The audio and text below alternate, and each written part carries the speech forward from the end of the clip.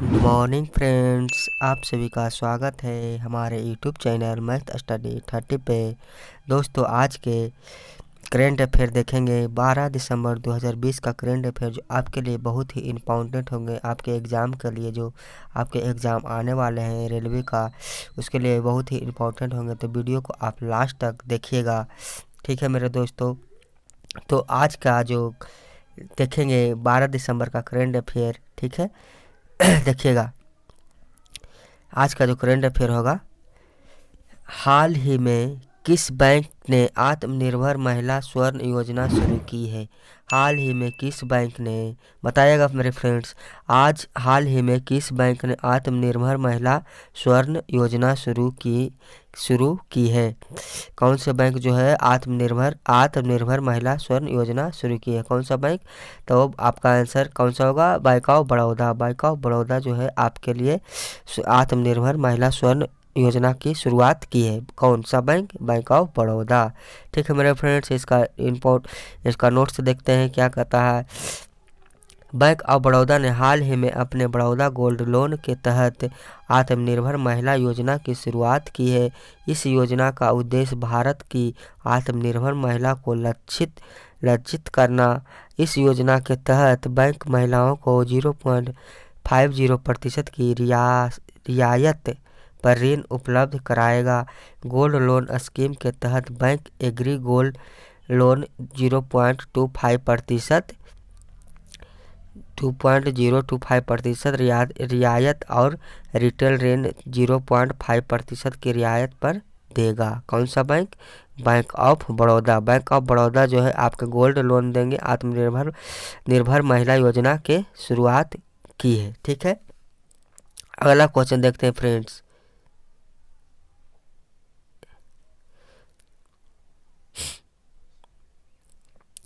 अगला क्वेश्चन देखिएगा। विश्व आर्थिक मंच 2021 निम्न में से कहाँ आयोजित किया जाएगा? कौन सा मंच? विश्व आर्थिक मंच जो है कहाँ आयोजित किया जाएगा? विश्व आर्थिक मंच, ठीक है, कहाँ? हांगकांग, स्विट्जरलैंड, दक्षिण कोरिया या सिंगापुर, कहाँ आयोजित किया जाएगा? तो आपका जी विश्व आर्थिक मंच 2021 जो है आने वाले जो है जो कहाँ किया जाएगा? सिंगापुर में किया जाएगा। इसका नोट्स देखते हैं क्या कहता है। विश्व आर्थिक मंच ने अपनी वर्ष 2021 की वार्षिक बैठक सिंगापुर में आयोजित करने का फैसला किया है। कहाँ पे? सिंगापुर में जो है आयोजित करने का फैसला किया है। कौन सा? विश्व आर्थिक मंच, ठीक है। इससे पहले ल्यूसर्न बर्गन स्टॉक स्विट्जरलैंड में 13 से 16 मई 2021 के दौरान आयोजित करने के लिए निर्धारित किया गया था। स्विट्जरलैंड से वार्षिक फोरम को स्थानांतरित करने का निर्णय यूरोप में बढ़ती कोविड-19 महामारी को देखते हुए लिया गया। साल 1971 ईस्वी में स्थापना होने के बाद यह दूसरी मौका होगा जब फोरम को स्विट्जरलैंड के बाहर आयोजित किया जाएगा। पहले कहाँ होता था? स्विट्जरलैंड में। ये कब स्थापित किया गया है? 1971। क्वेश्चन ये भी पूछ सकता है, विश्व आर्थिक मंच जो योजना आर्थिक मंच जो है कब स्थापित हुआ था? 1971 ईस्वी में जो है आपका स्थापित किया गया था। पहले कहाँ हो रहा था?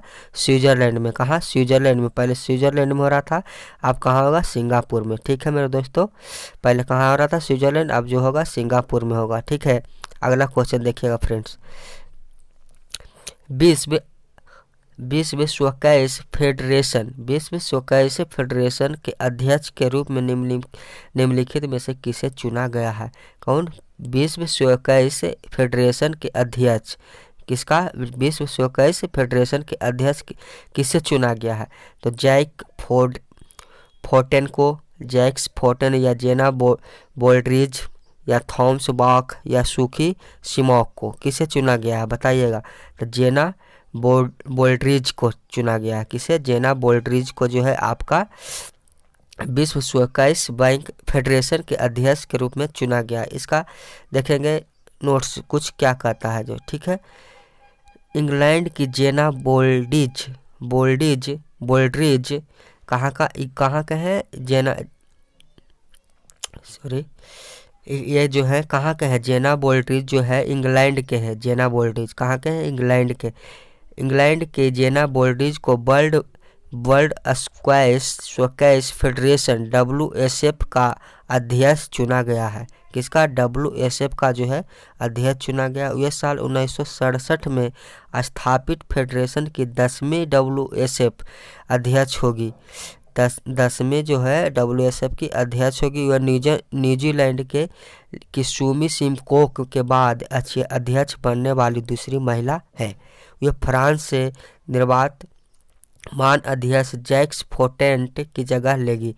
किसकी जगह लेंगे, जैक्स फोटेंट की जगह कौन लेंगे, जेना बोल्ट्रीज जो है जगह लेगी। इससे पहले साल 2013 से 2019 के दौरान यूरोपीय स्क्वैश फेडरेशन के अध्यक्ष के रूप में 6 साल काम कर चुकी है। ये जो है पहले जो है 6 साल काम कर चुकी है। कौन, जेना बोल्ट्रीज, जेना बोल्ट्रीज। ठीक है, अगला क्वेश्चन देखिएगा, मानवाधिकार जो है दिवस 2020 के लिए विषय क्या था। मानवाधिकार दिवस जो है 2020, ये आपका क्वेश्चन जो इम्पोर्टेंट क्वेश्चन है, इसे ध्यान से देखिएगा। मानवाधिकार दिवस 2020 के लिए विषय क्या था। ठीक है, फिर से बेहतर मानव अधिकारों के लिए खड़े हो जाओ, ऑप्शन है फिर से बेहतर मानव अधिकारों के लिए खड़े हो जाओ। दूसरा ऑप्शन देखिएगा, मानवाधिकारों के लिए युवा कदम उठाएं, या ह्यूमन राइट्स 365, या आपके अधिकारों के लिए काम करते हुए 20 वर्ष। कौन सा होगा, ऑप्शन बताइएगा। ये आपका क्वेश्चन जो है एग्जाम के लिए बहुत ही इम्पोर्टेंट है। ये क्वेश्चन आपका पूछ सकता है एग्जाम में, तो इसे ध्यान से देखिएगा। इसका जो आंसर होगा, मानवाधिकार दिवस 2020 के लिए क्या विषय था, तो फिर से बेहतर मानव अधिकारों के लिए खड़े हो जाओ। फिर से बेहतर मानव अधिकारों के लिए खड़े हो जाओ। ठीक है, इसका डिफिनेशन देखिएगा क्या कर रहा है। हर साल दिसंबर महीने की 10 तारीख को दुनिया भर में मानवाधिकार दिवस मनाया जाता है। कौन सा, कब मनाया जाता है, हर साल 10 दिसंबर की तारीख को दुनिया भर में मानवाधिकार दिवस मनाया जाता है। ये क्वेश्चन जो हम इसके पहले वीडियो में कर चुके हैं। ठीक है, कब मनाया जाता है, 10 तारीख को। ठीक है, मनाया जाता है। लोगों को ध्यान मानवाधिकारों की तरफ आकर्षित करने के लिए संयुक्त राष्ट्र ने 1950 में 10 दिसंबर को मानवाधिकार दिवस के रूप में घोषित किया था। यह क्वेश्चन देखिए, यहाँ एक क्वेश्चन और बन रहा है, कब घोषित किया था, 1950 ईस्वी में जो है मानवाधिकार दिवस घोषित हुआ था। 10 दिसंबर 1950 ईस्वी को घोषित किया गया था। इस साल मानवाधिकार दिवस का विषय फिर से बेहतर मानव अधिकारों के लिए खड़े हो जाओ है। यही जो है विषय जो कौन सा है, फिर से बेहतर मानव अधिकारों के लिए खड़े हो जाओ। ये जो है आपके लिए मानवाधिकार का विषय बना हुआ है। यह विषय कोरोना महामारी के मद्देनजर रखा गया है। कोरोना के लिए जो है रखा गया है। ठीक है, अगला क्वेश्चन देखिएगा। खेल मंत्री किरेन रिजिजू ने संन्यास ले चुके खिलाड़ियों को रोजाना मुहैया कराने के लिए कितने खेलो इंडिया केंद्र खोलेगी। ये देखिएगा, ये भी आपके लिए बहुत ही मोस्ट इम्पोर्टेंट क्वेश्चन है। खेल मंत्री किरेन रिजिजू, खेल मंत्री कौन है, किरेन रिजिजू ने संन्यास ले चुके खिलाड़ियों को, जो खिलाड़ी जो है संन्यास ले चुके हैं, खिलाड़ियों को रोजाना मुहैया कराने के लिए कितने खेलो इंडिया केंद्र खोलेगी। कितने खेलो इंडिया केंद्र खोलेगी, 1500 खेलो इंडिया केंद्र, या 1200 खेलो इंडिया केंद्र, या 1000 खेलो इंडिया केंद्र, या 1800 खेलो इंडिया केंद्र। बताइएगा मेरे दोस्तों, कौन सा होगा।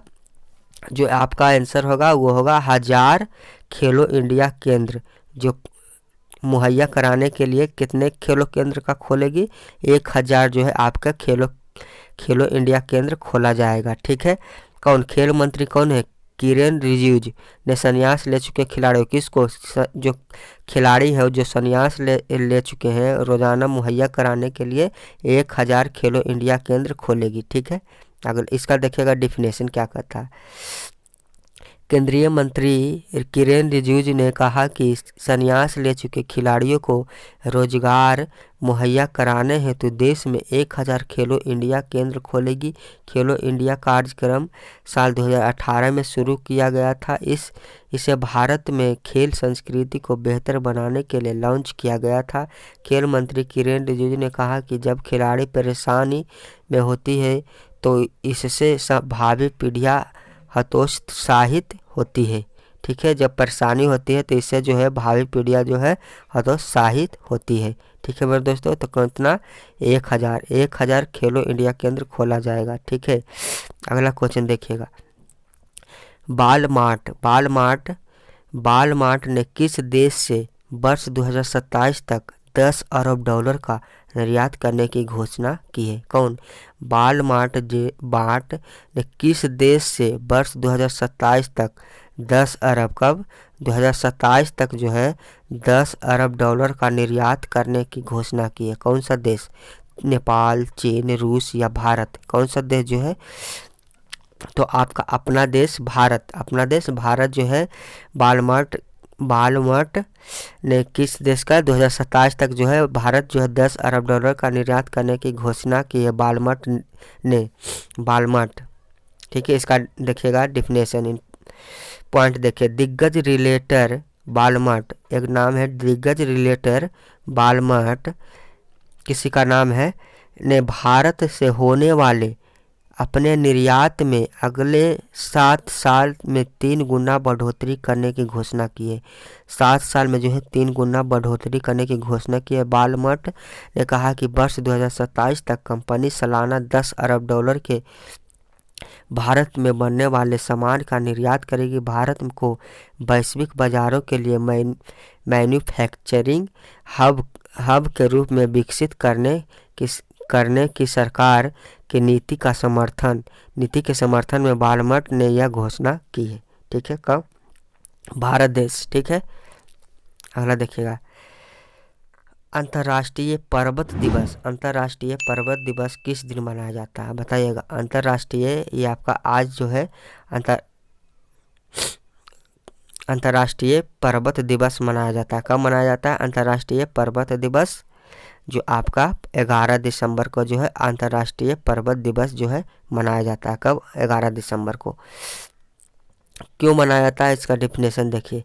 हर साल 11 दिसंबर को पूरे विश्व में अंतर्राष्ट्रीय पर्वत दिवस मनाया जाता है। इस दिन का मुख्य उद्देश्य पहाड़ों के संरक्षण और इसकी समृद्धि जैव विविधता के बारे में जागरूकता बढ़ाना है। कब, किसके लिए बनाया जाता है? जैव विविधता के बारे में जागरूकता बढ़ाने के लिए। ठीक है, यह दिन पर्यावरण में पहाड़ों की भूमिका और जीवन पर इसके प्रभाव को समझने के लिए लोगों को शिक्षित करता है। संयुक्त राष्ट्र महासभा ने 2002 को संयुक्त राष्ट्र अंतर्राष्ट्रीय पर्वत वर्ष की घोषणा की थी। कब? 2002 ईस्वी को जो है संयुक्त राष्ट्र अंतर्राष्ट्रीय पर्वत वर्ष की घोषणा की थी। यहाँ से एक क्वेश्चन आपके और पूछ सकता है कि अंतर्राष्ट्रीय पर्वत जो है अंतर्राष्ट्रीय पर्वत कब घोषणा की गई थी? तो 2002 में जो है घोषणा की गई थी। 11 दिसंबर को 2003 में अंतर्राष्ट्रीय पर्वत दिवस के रूप में नामित किया गया था। 2003 में जो है आपके नामित किया गया था। 11 दिसंबर 2003 को जो है नामित किया गया था अंतर्राष्ट्रीय पर्वत दिवस। ठीक है, समझ में आ गया होगा। ये घोषणा कब किया गया था? 2002 में, और 2003 में जो अंतर्राष्ट्रीय पर्वत दिवस के रूप में नामित किया गया था। ठीक है, कब? 11 दिसंबर को। ठीक है, अगला क्वेश्चन देखिए। हाल ही में भारतीय मूल की किस सांसद को कांग्रेसनल प्रोग्रेसिव कॉकस सीपीसी की अध्यक्ष के तौर पर चुना गया है? हाल ही में भारतीय मूल की किस सांसद को कांग्रेसनल प्रोग्रेसिव कॉकस के अध्यक्ष के तौर पर चुना गया? प्रमिला जयपाल, कमला हैरिस या मेघा नार्वेकर या माला अडिया? किसे चुना गया था? बताइएगा। तो आपका जो है प्रमिला जयपाल को जो है आपका कांग्रेशनल प्रोग्रेसिव कॉकस के अध्यक्ष के तौर पर चुना गया था, भारत के मूल की सांसद को। ठीक है, इसका थोड़ा नोट्स देखिएगा। भारतीय मूल की अमेरिकी संसद, देखिए यहाँ पे भारतीय मूल की अमेरिकी संसद, कहाँ की अमेरिकी संसद,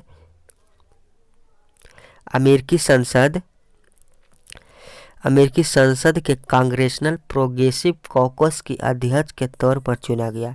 सीपीसी, इसी को कहा जाता है सीपीसी, अध्यक्ष के तौर पर चुने जाने से जयपाल अमेरिका में 117वीं कांग्रेस के सबसे ताकतवर सांसद में से एक होगी।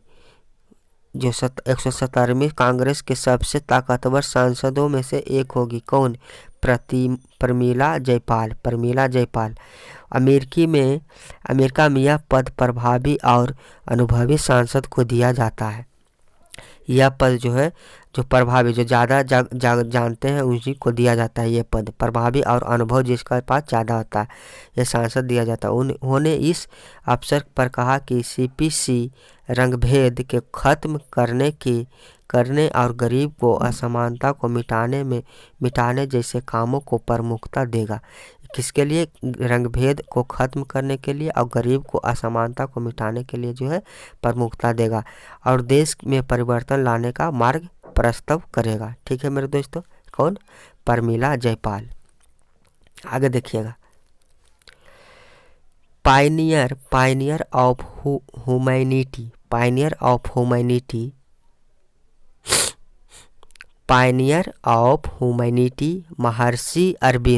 महर्षि अरविंद नामक पुस्तक के लेखक कौन है? बताइएगा।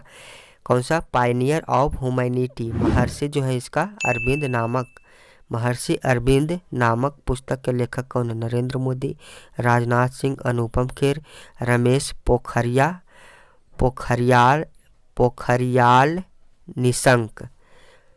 पोखरियाल निशंक या नरेंद्र मोदी या राजनाथ या अनुपम खेर, कौन है? बताइए मेरे दोस्तों। तो आपके जो है प्रधानमंत्री नरेंद्र मोदी जी हैं, जो है पायनियर ऑफ ह्यूमैनिटी महर्षि अरविंद नामक पुस्तक के लेखक कौन? नरेंद्र मोदी, भारत के प्रधानमंत्री नरेंद्र मोदी जी हैं, जो है इनका पुस्तक के लेखक का नाम बताइए।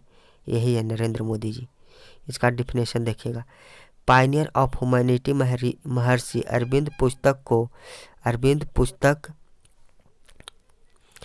को केंद्रीय शिक्षा मंत्री रमेश पोखरियाल निशंक ने लिखी है।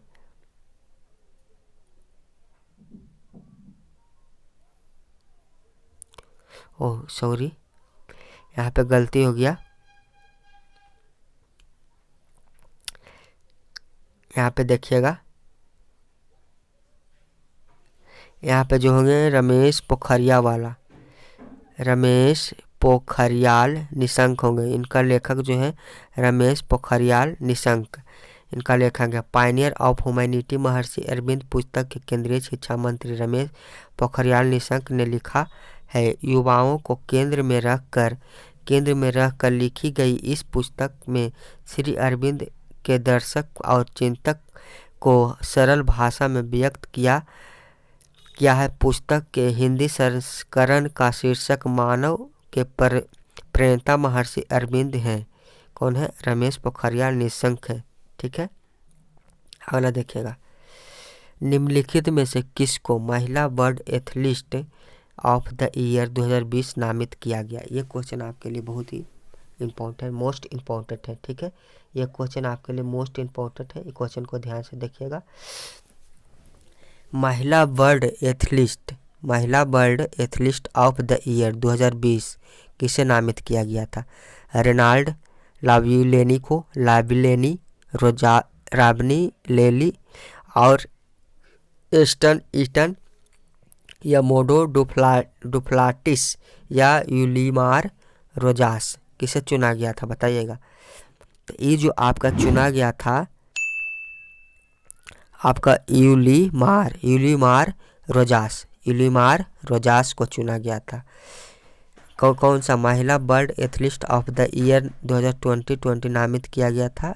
यूलिमार रोजास्को। ठीक है, इसका डेफिनेशन देखिएगा क्या कर रहा है। वेनेजुएला के ट्रिपल जंपर यूलिमार रोजास को महिला world athlete of the year के रूप में नामित किया गया है। कहाँ के? वेनेजुएला के ट्रिपल जंपर यूलिमार रोजाल्स को महिला world athlete of the year 2020 के रूप में नामित किया गया है। पुरुष वर्ग में world athlete of the year 2020 पुरस्कार स्वीडिश पोल वाल्टर नोडो डुप्लांटिस को दिया गया है। एथलीट अपने देशों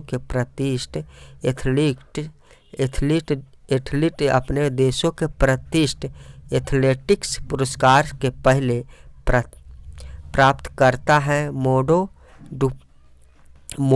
डुप्लिटिस 2 बार निरपेक्ष विश्व रिकॉर्ड तोड़ने के बाद 20 वर्ष की उम्र में पुरुष एथलीट ऑफ द ईयर पुरस्कार के सबसे युवा विजेता बने गए हैं। कौन? मोडो डुप्लिटिक्स जो है 20 वर्ष के उम्र में ही विश्व रिकॉर्ड तोड़ने के बाद पुरुष एथलीट ऑफ द ईयर पुरस्कार जीते हैं। कौन? ये मोडो डुप्लिटिस। ठीक है, अगला देखिएगा। भारत के पहले विविध रियल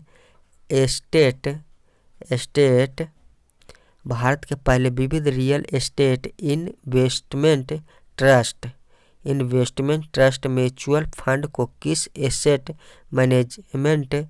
मैनेजमेंट कंपनी द्वारा लॉन्च किया गया है? Reliance industry, Kotak Mahindra, life AXA या भारतीय जीवन बीमा? कौन सा कंपनी जो है लॉन्च किया गया है? तो कोटक महिंद्रा जो है म्यूचुअल फंड को लॉन्च किया गया।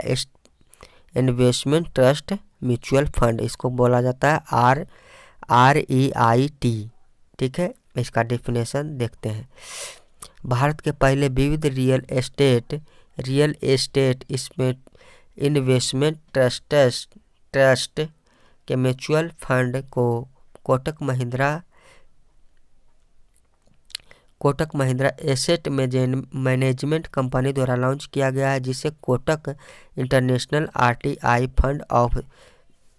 फंड ऑफ फंड्स के रूप में जाना जाता है। RTI फंड ऑफ फंड्स के निवेशकों को अपनी संपत्ति खरीदने, प्रबंधन या वित्त संपत्ति की आवश्यकता के बिना अचल संपत्ति निवेश लाभांश अर्जित करने में सक्षम बनाता है। कौन? कोटक महिंद्रा।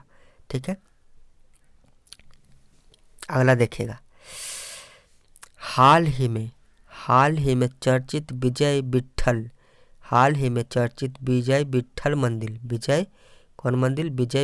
मंदिर किस राज्य में स्थित है? बताइएगा। हाल ही में चर्चित में जो है विजय विट्ठल मंदिर किस राज्य में है? केरल, छत्तीसगढ़, कर्नाटक या मध्य प्रदेश? कौन से राज्य में है? तो आपका जो विट्ठल मंदिर जो है विजय विट्ठल मंदिर कहाँ है? कर्नाटक राज्य में। विजय विट्ठल मंदिर के बारे में देखते हैं क्या है। विजय विट्ठल मंदिर के सामने प्रतिष्ठित हप्पी पत्थर, कौन सा पत्थर? हप्पी पत्थर जो है, हप्पी पत्थर निर्मित रथ कर्नाटक राज्य के हप्पी में स्थित है। कहाँ? हप्पी जो एक शहर है, हम्पी जो है एक शहर है, वहाँ पे जो है स्थित है। हम्पी पत्थर निर्मित रथ कर्नाटक राज्य के हम्पी में स्थित है। और यूनेस्को द्वारा विश्व विरासत स्थल के रूप में वर्गीकृत है। किसके द्वारा? यूनेस्को द्वारा विश्व विरासत में। भारतीय पुरातत्व के सर्वेक्षण ने हम्पी में विजय विट्ठल मंदिर के सामने प्रतिष्ठित पत्थर निर्मित रथ को छूने अथवा उस पर चढ़ने और किसी भी तरह के नुकसान को रोकने हेतु एक चेन बैरिकेड लगा दिया गया है। कहाँ पे? इसको छूने अथवा चढ़ने के विषय पर। ठीक है, कहाँ है ये जो है विट्ठल मंदिर? कहाँ है? कर्नाटक में। कहाँ? हम्पी में। कौन सा शहर में? हम्पी। ठीक है, अगला देखिएगा। हाल हाल ही में किस देश को अंतर्राष्ट्रीय राजा भूमि बोल विश्व मृदा दिवस पुरस्कार 2020 से सम्मानित किया गया? बताइएगा। हाल ही में देश को अंतर्राष्ट्रीय राजा भूमि बोल विश्व पुरस्कार 2020 से किसे सम्मानित किया गया? भारत को, पाकिस्तान को, नेपाल को या श्रीलंका को? तो अपना देश भारत को जो है अंतर्राष्ट्रीय भूमि बोल विश्व मृदा दिवस से पुरस्कार सम्मानित किया गया है, इंडिया को। ठीक है, इसका देखिएगा डेफिनेशन क्या कहता है। खाद्य और कृषि संगठन ने भोपाल मध्य प्रदेश में स्थित भारतीय कृषि विज्ञान संस्थान परिषद को प्रतिष्ठित अंतर्राष्ट्रीय राजा भूमि बोल विश्व मृदा पुरस्कार 2020 से सम्मानित किया गया। यह पुरस्कार पिछले साल मृदा स्वास्थ्य के प्रति जागरूकता में योगदान के लिए संगठन द्वारा किया गया है। संस्था द्वारा गांवों में स्कूलों, कॉलेज और कृषक समुदाय में कई कार्यक्रम आयोजित किए गए हैं। संस्था में मृदा विज्ञान, कृषि विज्ञान, मृदा स्वास्थ्य के महत्व और मृदा जैविक जीविका के फसल उत्पादन में वृद्धि के लिए इसके प्रबंधन के बारे में जागरूकता फैलाई है। कौन? भारत। किसके लिए? मृदा विज्ञान, कृषि विज्ञान, मृदा स्वास्थ्य के महत्वपूर्ण मृदा जीविका के फसल के लिए। ठीक है, अगला क्वेश्चन देखिएगा। किस देश ने पृथ्वी अवलोकन उपग्रह गाओफेन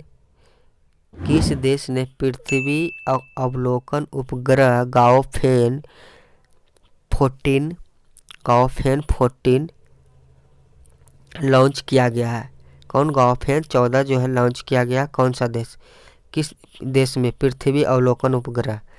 चीन, भारत, जापान या अमेरिका? बताइए। तो जो है आपका चीन जो है आपके पृथ्वी अवलोकन उपग्रह गाओफेन, कौन सा? गाओफेन 14 जो है लॉन्च किया गया है। ठीक है, कहाँ? चीन में। देखिएगा, चीन देश में पृथ्वी अवलोकन उपग्रह गाओफेन 14 लॉन्च किया है। ऐसे पिंड को गुरुत्वाकर्षण बल के प्रभाव में ग्रह के चारों तरफ चक्कर लगाते रहते हैं या परिक्रमा करते हैं, उसे उपग्रह कहते हैं। गाओफेन 14 सैटेलाइट दुनिया के किसी भी हिस्से में जमीनी वस्तुओं को हाई रेजोल्यूशन की तस्वीर लेने में सक्षम है। इस सैटेलाइट को लॉन्च मार्च 3B रॉकेट से लॉन्च किया गया है। कब लॉन्च किया गया है? कहाँ? मार्च को 3B रॉकेट से लॉन्च किया गया है। ठीक है, कहाँ? चीन में। देखिएगा अगला क्वेश्चन। किस राज्य सरकार ने थारू जनजाति, कौन से? थारू जनजाति की अनूठी संस्कृति के लिए एक योजना शुरू की है? किस राज्य ने? थारू जनजाति। कौन जनजाति? थारू जनजाति के लिए। छत्तीसगढ़, उत्तर प्रदेश या मध्य प्रदेश या कर्नाटक? कौन सा? तो आपका जो है उत्तर प्रदेश जो है थारू जनजाति की अनूठी संस्कृति के लिए एक योजना शुरू की है। कौन सा राज्य? उत्तर प्रदेश। ठीक है, इसका देखिएगा डेफिनेशन। थारू गांव उत्तर प्रदेश के राज्य में स्थित है। थारू कहाँ स्थित है? ये जो है थारू एक गांव है जो उत्तर प्रदेश के गांव में स्थित है, राज्य में स्थित है। और यह उन जातियों समुदायों के लिए जाना जाता है जो नेपाल के दक्षिणी मैदान के लिए स्वदेशी। उत्तर प्रदेश सरकार ने थारू जनजाति की अनूठी संस्कृति के लिए एक योजना शुरू की है। इस योजना का उद्देश्य इन जनजातियों गांवों को पर्यटन मानचित्र पर लाना है। यह रोजगार पैदा करेगा और यह क्षेत्र में जनजातियों, आबादियों और आर्थिक स्वतंत्रता प्रदान करेगा। कहाँ? उत्तर प्रदेश में। ठीक है, थारू गांव। ठीक है मेरे फ्रेंड, आगे देखिए। आज का ही करेंट अफेयर इतना ही, तो हम कल मिलते हैं। कल जो है मिलेंगे कल भी। कल जो होगा 13 तारीख का जो करंट अफेयर होगा उसमें देखेंगे, जो आपके चुने हुए मोस्ट इम्पोर्टेंट कराएंगे क्वेश्चन। तो आप वीडियो को देखिएगा और आज का वीडियो आप देखिएगा और देखने के बाद आप एक लाइक ज़रूर कीजिएगा और अगर सब्सक्राइब भी कर दीजिएगा ताकि आगे वीडियो डालें तो आपके पास जल्द से जल्द पहुंच जाए। ठीक है। सब्सक्राइब जरूर कर दीजिएगा और बेल आइकन को जो है प्रेस कर दीजिएगा, ऑल करके जो है बेल आइकन को प्रेस कर दीजिएगा ताकि आगे वीडियो डालें तो आपके पास जल्द से जल्द